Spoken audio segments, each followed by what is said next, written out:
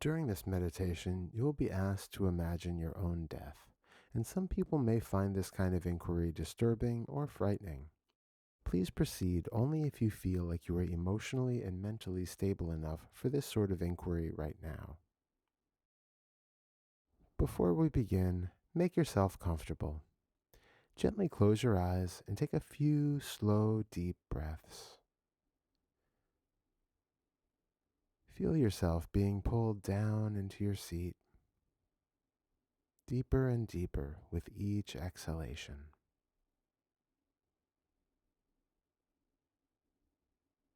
Feel gravity anchoring your feet and bottom to the ground or chair.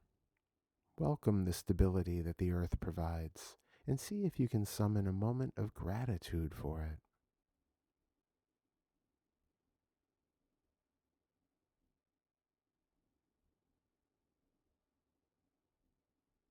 Not everyone can feel their heartbeat unassisted, but if you can, see if you can feel it slowing down slightly with every out-breath.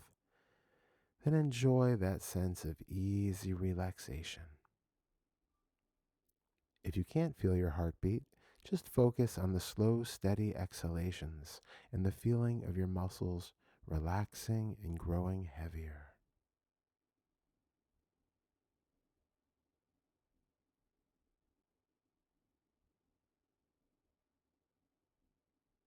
When we fear the inevitability of death, it illuminates our inherent assumption that there has been a singular process that has been going on for the entirety of our life.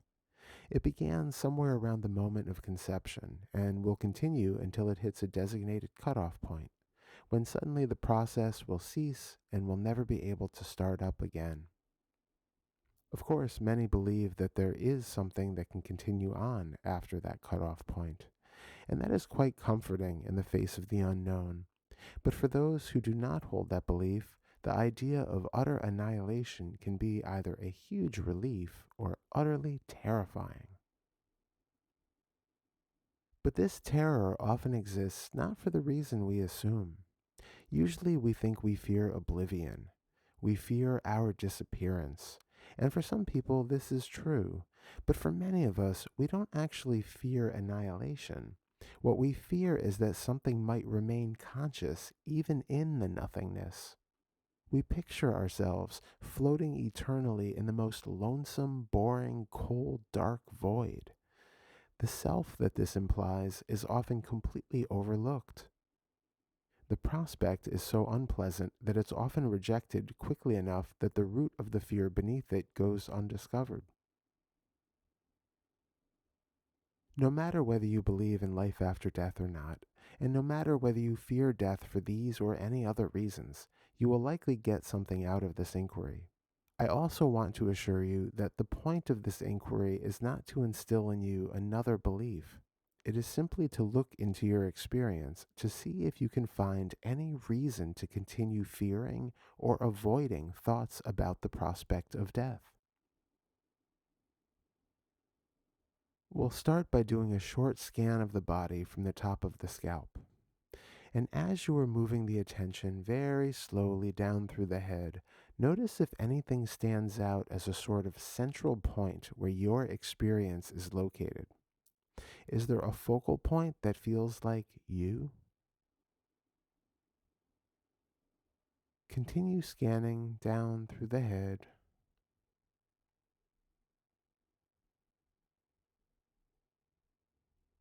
then down through the neck,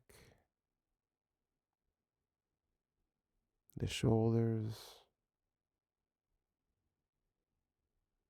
and scan all around the chest. Notice any sensations that are there. It doesn't matter whether you could describe them as glowing awareness or a tight contraction, or perhaps you're noticing a floating image of your body somewhere in the mental visual space. Just notice whatever it is.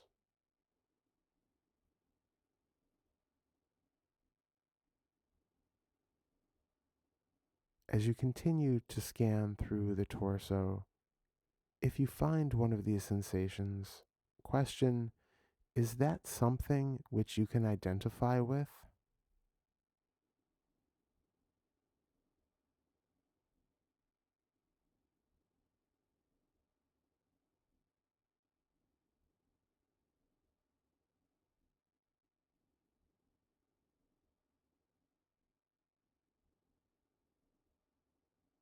If you're having a hard time finding something that might be considered a self, say your own name, either silently or out loud, and see what lights up.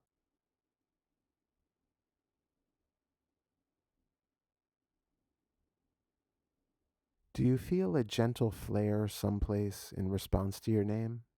A little brightness, an enhanced tingling, maybe something else that I haven't mentioned? Once you find something, regardless of how it appears, rest your attention on that spot and find if it is really the location of you. Is that a being that feels like you can name it your name?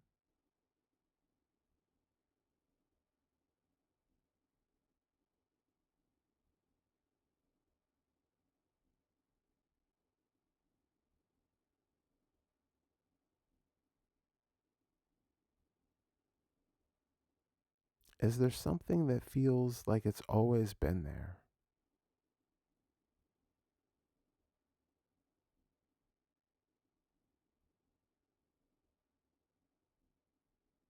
If so, is it found as a physical sensation? Does it take a thought to tell you that that physical sensation is you or has anything to do with you? Let go of the identification thought and just be with what's left.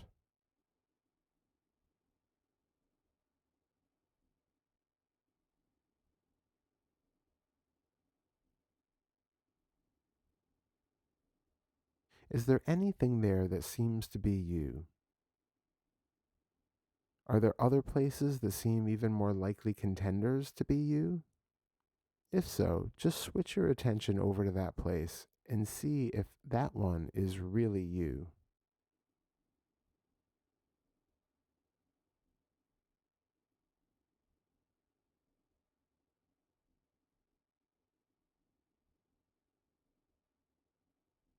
Don't fall into the bypassing trap of thinking that you know the outcome without needing to really look.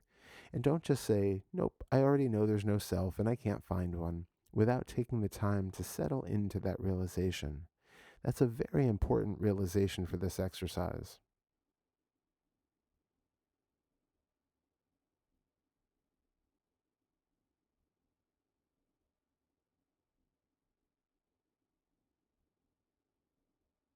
What did you find? Could you identify with anything?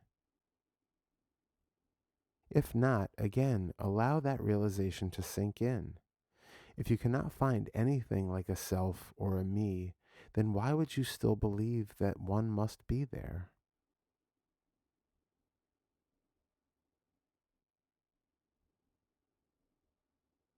Now we're going to repeat the scan through the body from the top of the head to the bottom of the feet. See if anything worth identifying with jumps out at you. We want to make sure that we are completely convinced that we haven't missed anything. As you're scanning this time, you can think, I am here, and see if anything responds to that prompt. If that doesn't work, try saying your name again.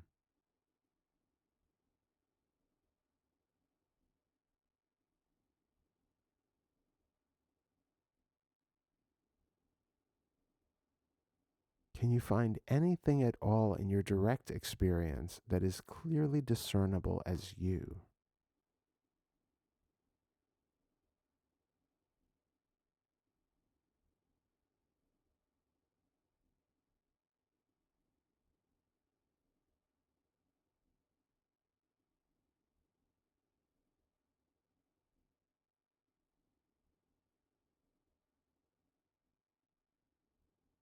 Okay, let's change directions.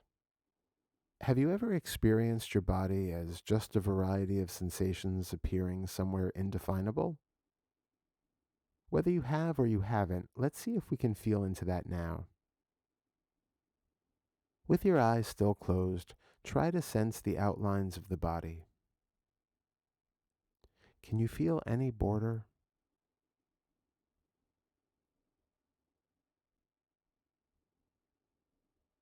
At this moment, can you feel your arms? You might feel a little bit of pressure if they're pushing on your legs or a chair, but can you feel any part of your arms that aren't in direct contact with something else?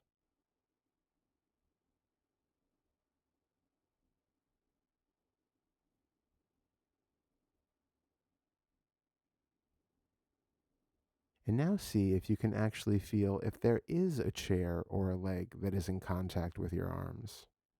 Take in the raw sensation.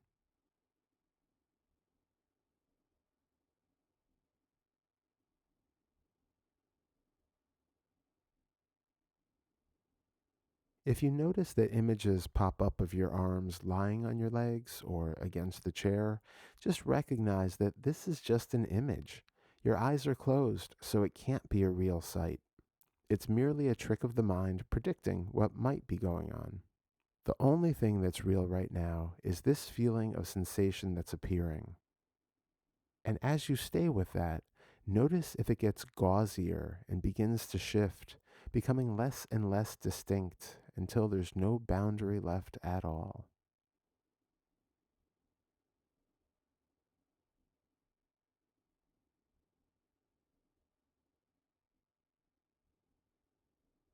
Take a few moments to do this with all the different points of contact that you feel. Feel your back against the chair or your bottom on whatever it is you are sitting on. Can you tell where your bottom and the seat begin and end?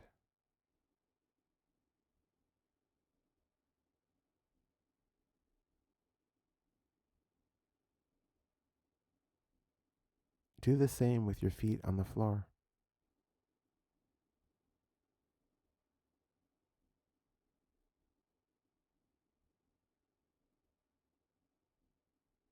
Continue observing anything that feels like it still has an edge.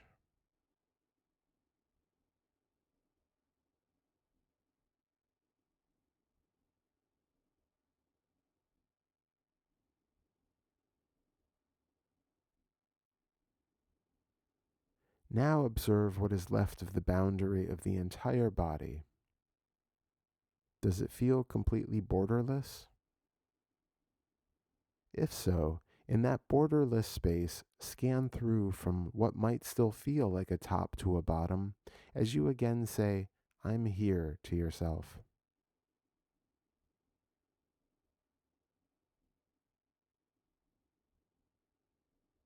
Does something special show up in this borderless space?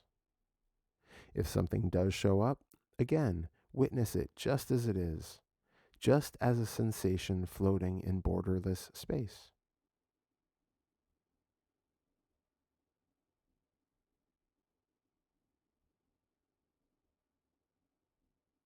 How would you know that this sensation is you without a thought labeling it as such?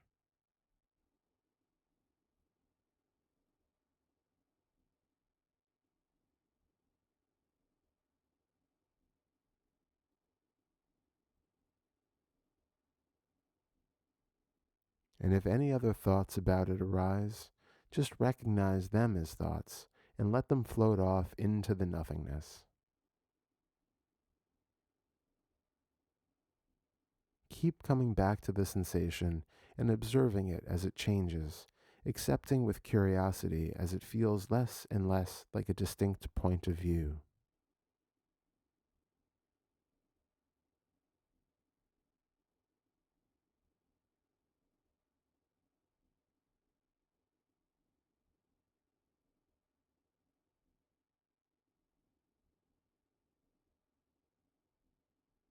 So far in this inquiry, we have unsuccessfully looked for an abiding self, and what we have thought of as our body has dissolved into an amorphous cloud. Sitting with this vast openness, I would like you to consider your death. I want you to consider both the death of your body and the death of your personality. Depending on how strong this feels for you, you could either start with just a general idea of the earth continuing without you living on it any longer, or perhaps envision what your funeral will be like, Who will be there and what will they say about you? Or envision the vacancy left in your home, or the experience of your presence being missed by your family.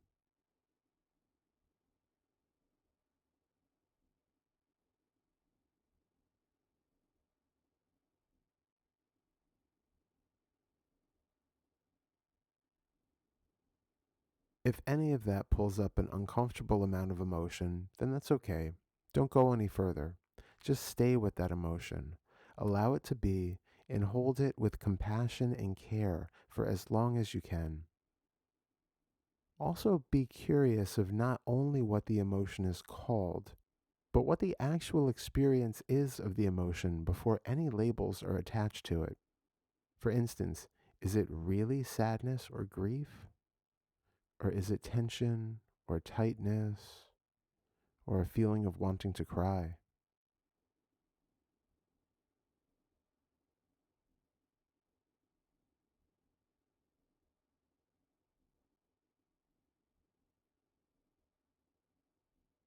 Also, notice if envisioning your death or the outcome of it causes the spacious feeling of unbounded openness to contract and to feel more like a body.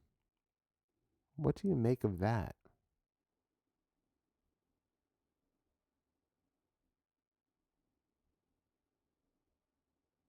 If you seem to be okay with all of the fantasies we've mentioned, if you only feel a little sadness or nostalgia, then we will strengthen the visualization. I would like you to bring to mind an image of a way that you might die, preferably one in which you are conscious and know that the end is coming. And I want you to picture it happening with as much detail as possible. Embody the experience. But don't jump right to the dying. Put yourself in the moments before death occurs. You are sitting or lying there right now, knowing with every fiber of your being that this is inevitable, that you are not going to escape this situation. There is literally nowhere for you to turn. You cannot get out of this. This is going to happen no matter what you do or don't do. You can't make a bargain with a higher power. You can't reason yourself out of it. You can't bribe somebody. You can't choose a different spiritual path and just put it off for a few more decades. You can't even commit suicide to stop this from happening because that would lead to the same end. There is absolutely no way out but to go through this. Fully embodying those realizations, what comes up for you? If you feel a sense of fear, that's perfectly natural and perfectly okay. I want you to feel into what shows up as this thing we call fear. We usually won't touch the idea of our death because that fear seems so unbearable and so unmanageable. But let's see if it really is.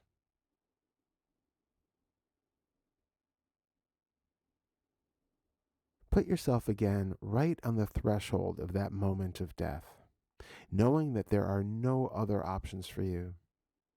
And then feel whatever arises and let whatever happens in the body happen.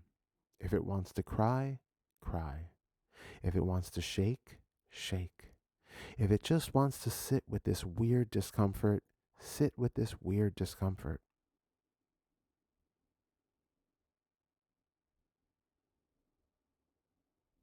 Without the idea that this is fear, and without the idea that death is only a moment away, what is the actual experience felt in the body? What is this thing we call existential fear? Is it really the worst of the worst? The monster that has been lurking under our bed since the time that we first learned that death was a possibility? If you find that you're diverting from the sensations with distractions like thinking or fidgeting, just come back to the feeling of fear.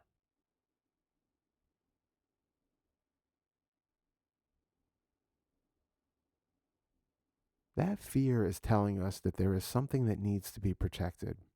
It's letting us know that there is danger up ahead. But that danger is a perceived danger. That fear is coming from a biological imperative to keep the body alive and functional at all costs. So that fear is a friend. That fear is a helpful protector. In small doses, it's been keeping you safe all these years. So we can actually feel grateful for that fear when it comes up. And having that gratitude for the fear can also, ironically, allow it to settle down. It doesn't need to be on full guard all the time. Be grateful that it's there. Be grateful that it keeps you from putting your hand on a hot stove and from walking in front of traffic. But it doesn't need to be there at a strength that doesn't even allow you to think about difficult times in your life, like periods of shame or concerns about the future.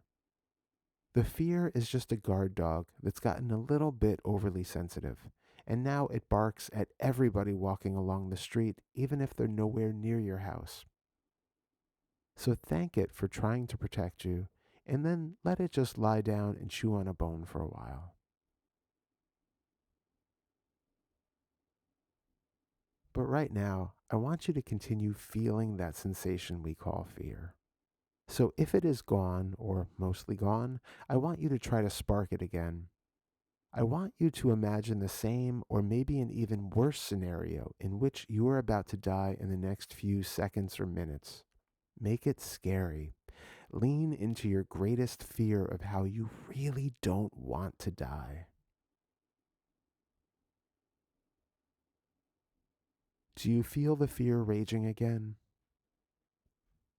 See if you can just let it be there for a bit as we try to discover who it is that's going to die in the next few seconds. We have seen that even if fear is there, that it's not an impenetrable boundary to keep us from imagining or looking into our experience of anything. We can simply be aware of its presence. Next, I want you to find that place in the body that felt like you at the beginning of this inquiry. If you need to, scan through your experience again and see if you can still find something that feels like a point of being, a me that needs to be protected. You might recognize it as a location where all experiences are seemingly being pulled into.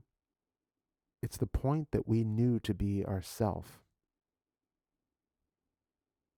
Take your time scanning through the body and see if you can still find one.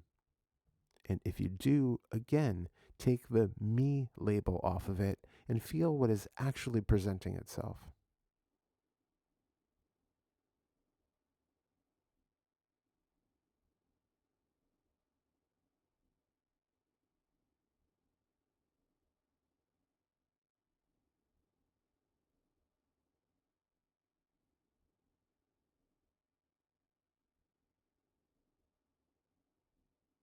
If we try to find a center to experience, a place where I am, and every time we find it, it just dissolves, leaving nobody at all, then what is that aspect of your experience that could be enduring? Search all around inside of this boundaryless, empty vastness, if it's still being experienced that way. If it feels like the form of the body is back, just give a bit more attention to anywhere where it feels like there's a boundary and allow it to loosen. And then look into anything that feels like a contraction of existence and see if there's anything there which is being protected. What is that guard dog trying to preserve?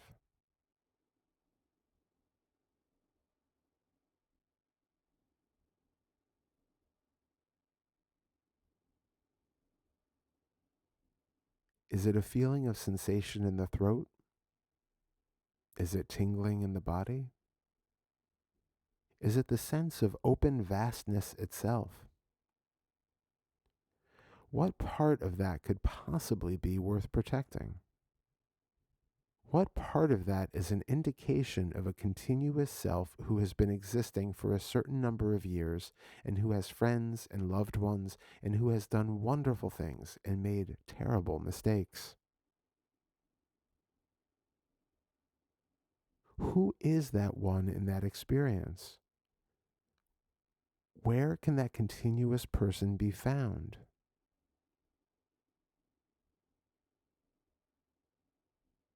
Wherever that person is, the fear thinks that it needs to be kept safe.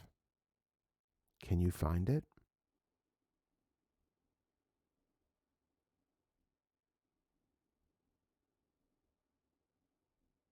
And if you can't find it, then what still feels like it should be able to continue after the death of the body?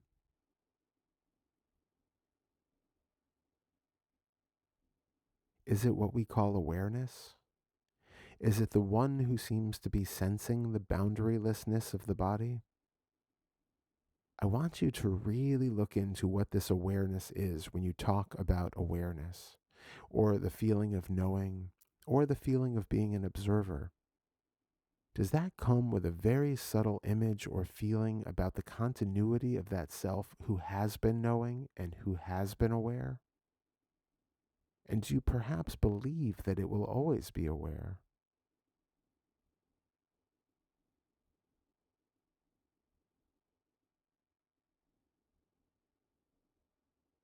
Notice if even that vast awareness seems to have a point of view.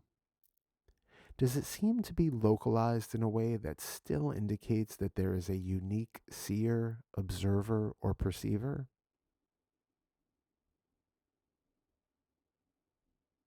If awareness is completely non localized, if awareness is really something independent of the ego self, of the narrative self, of the small s self, then how is it recognized? How is it known to be eternal or finite without memory or thoughts about time?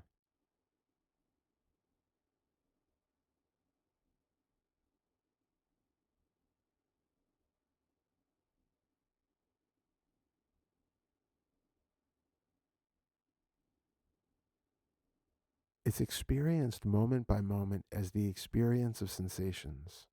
But is it known to be awareness or known to be a knower without another layer of thought which calls it so, or that determines its function? For a moment, shift your attention to any given sound in the room. Really pay attention to just the raw sound, not the labels of what is creating the sound. The sound sensation is appearing, but the implication that there is a point or even a field of awareness that is perceiving this sound sensation is itself another assumption. It's another manufactured layer.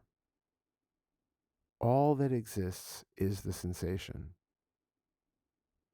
The idea that there is an experiencer of it or an awareness of it is a thought which has concluded something after the hearing has happened.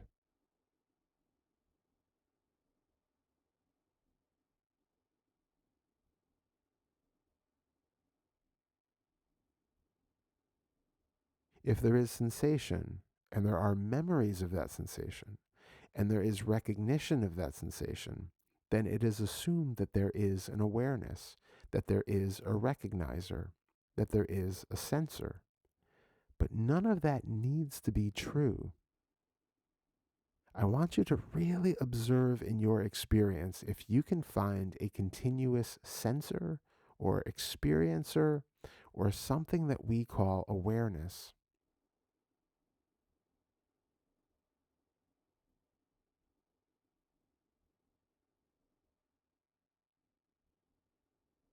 We're reifying something out of nothing when we call it awareness. There is no perceiving happening, there is just sensation. Don't believe me or anyone else who says this. Experience it for yourself right now.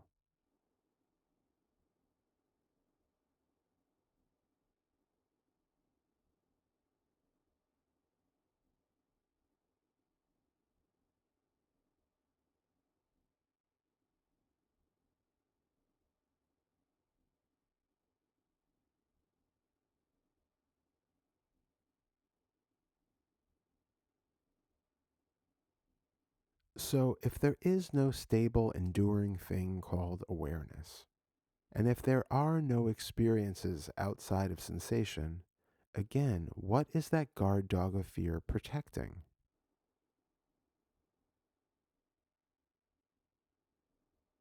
You have cut your toenails and your fingernails and your hair, and those clippings have been tossed in the garbage and left to die without a second thought. So it's not the fact that aspects of the body are dying that is the problem. The body has changed cells inside and outside so many times over the course of your life that there's only a continuity of habit maintaining anything that can even be recognized from one second to another. Your body has not existed in the way that it does now at any other point in its history, and that has been true at every other point in its history. So the change of the body isn't a problem. The seeming personality inside of this body, on the other hand, where is that? We may feel that there's no self, and maybe there's not even an awareness as such, but there is something which I deem to be my personality. This is something that we consider to be a recognizable, unique, identifiable aspect of a person, though it remains elusively intangible. So let's try to make it tangible. What is this thing we call our personality? Can we find it? Once again, scan through whatever is appearing in your experience. Even if you have an open, vast, bodiless, boundaryless nothingness where there's not even a feeling of a self available, see what still arises when you think about your personality. Can that personality be found in the felt sense field? Can the personality be heard? Can the personality be seen?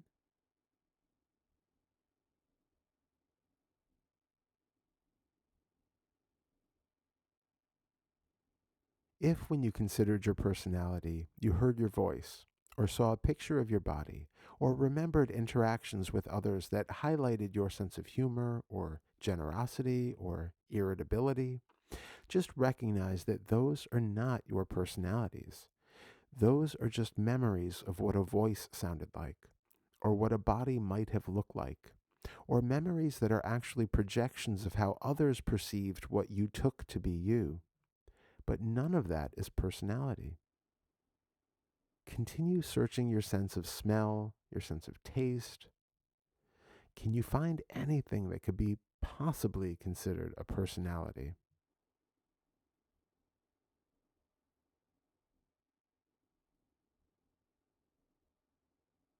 How about in the thought space?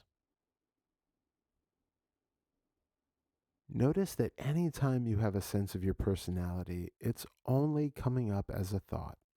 It's only coming up as short snippets of memories and judgments, emotions, attitudes towards the supposed creature, towards the supposedly existing person.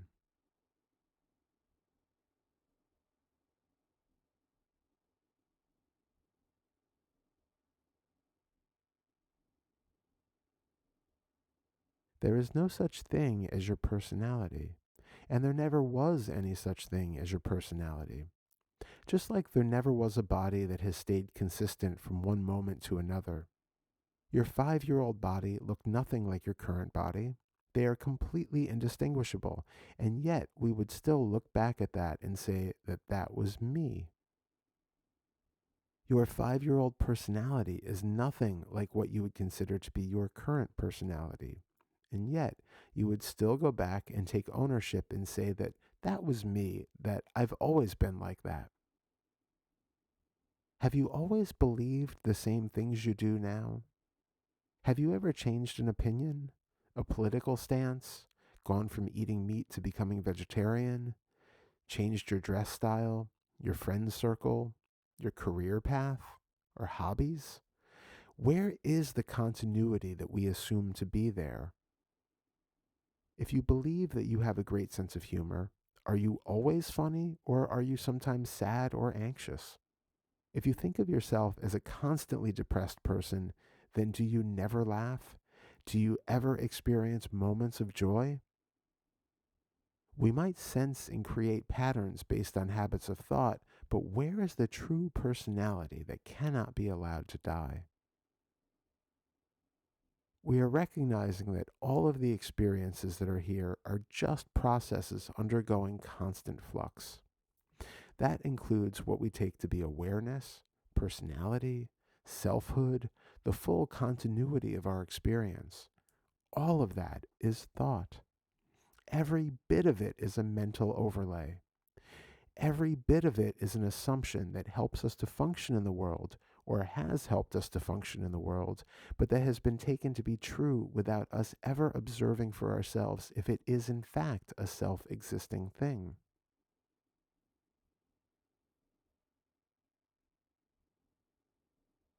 And so picture one last time that you are on the precipice of death. You are mere moments away. There is no escape. It's inevitable. So, what is it now that that guard dog of fear is protecting? Is it the body that has never been static and unchanging? When did the body begin? Was it when it was a sperm cell in an egg? Did it start even before then, when your mother's and father's bodies were formed? But they were also formed of eggs and sperm, so how far back must we go to find that beginning? If you believe it was the moment when your parents' cells combined and the first flurry of commingling and expansion happened in the egg cell, was that your current body that the fear is protecting?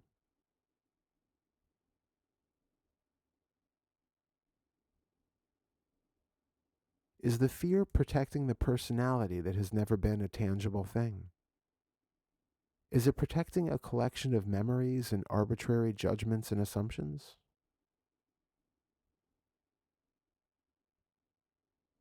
Is it protecting that unexamined felt sense of self that often shows up in contractions and tingly sensations in the body, but that has never been stable?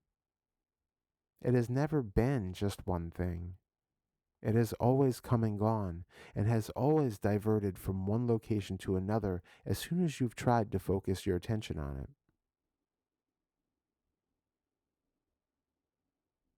Is the fear protecting the awareness of being aware? If so, does that mean that there are two awarenesses instead of just one? And what of the one who is aware of being aware of being aware?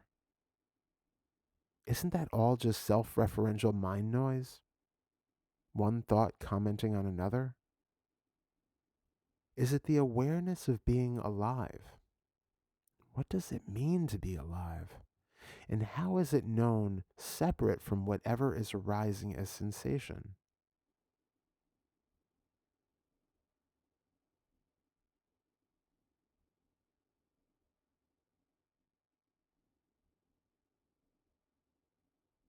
Again, none of this can be found outside of our thoughts. Thoughts happen as memories. Thoughts happen as projections of the future. Self referential thoughts about the moment happen, but they're all just individual thoughts appearing like snapshots and then disappearing again. The assumption that all of those combine into something permanent is the illusion.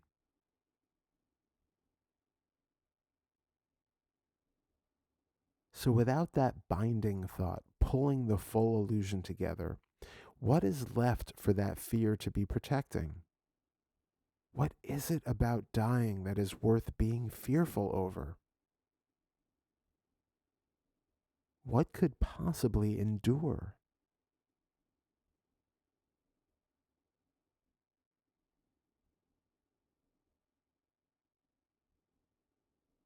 What could possibly be what we assume should be or could be protected? Have you found anything that has ever been stable and that will at some point cease to be stable?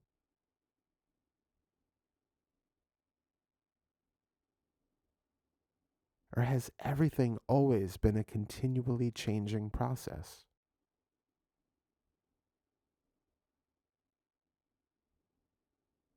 Following this recognition of impermanence, have you stopped to consider what exactly is death? Isn't it just a concept for another stage in an ongoing process? When we were young, we learned that such a thing called death exists. But since we have not experienced it, how do we know what it actually is? We only see the external effects of it, that a person who we once knew is no longer with us, that their body has changed or decayed or been incinerated. But isn't that all a change in state? A change in matter? Everything that we believe about death, what happens before, during, and after, is only borrowed knowledge. It's something we have heard, latched onto, believed, often from a very young age, and then assumed as truth. But we have no idea what happens. And that is where so much of our fear comes from. The monster we see in a film is never as scary as the one which is only implied, just off screen, lurking right behind you. So going forward, any time that you feel this fear of death, look again into your experience.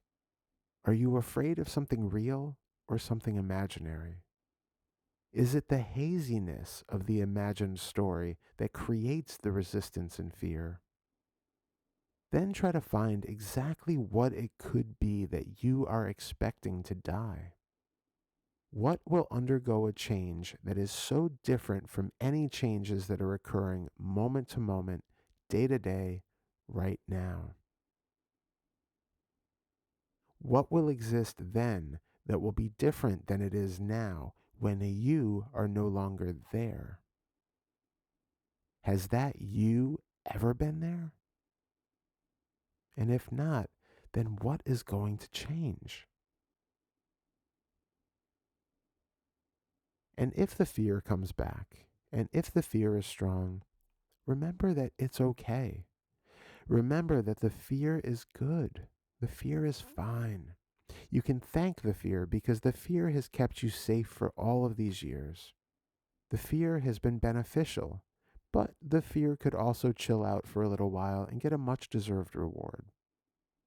Then make use of that reprieve to explore the illusion that makes you feel like there is anything there to be afraid of.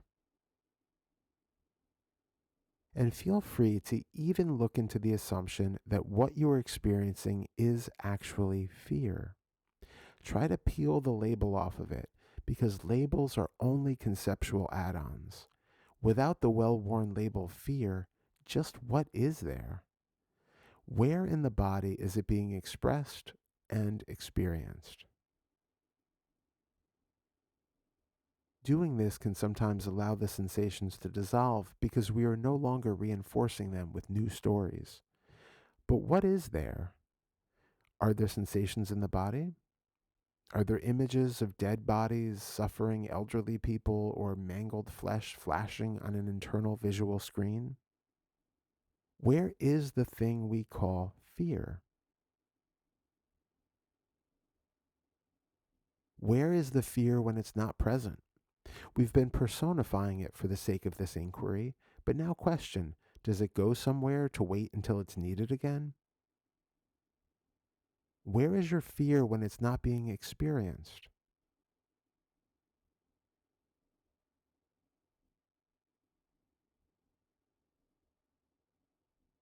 Is fear really the unbearable ghoul, or even the scary but well meaning guard dog we make it out to be?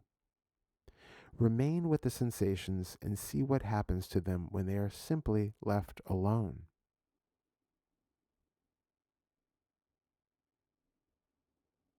Taking your time, we're going to gradually come back to the body. But in this process, don't lose any of the insights that have come through the inquiry. If you recognize that there was no self, then as we come back to the body, keep noticing that the sense of self is still nowhere to be found. And even as you feel the sense of boundaries closing back in, as you sense the skin once again encapsulating a body, remember that what you are feeling is not the only truth. Remember how illusory this felt only minutes ago. See if you can experience both truths at the same time.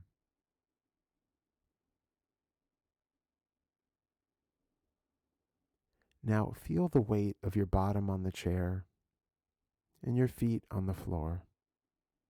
Can you feel that you're back in a body without it being inhabited by anyone? Can you even feel that there is no inside or outside of the body? That there is simply this right here, right now? Come back into the moment, back into the room, and then very, very slowly, when you are ready, start to open your eyes, but stay present to just what is appearing. Is there really anyone looking out from them? Did a seer suddenly materialize? Or is a seer just an assumption because there seem to be sights appearing right here at zero distance, and it just makes logical sense that there must be someone seeing them?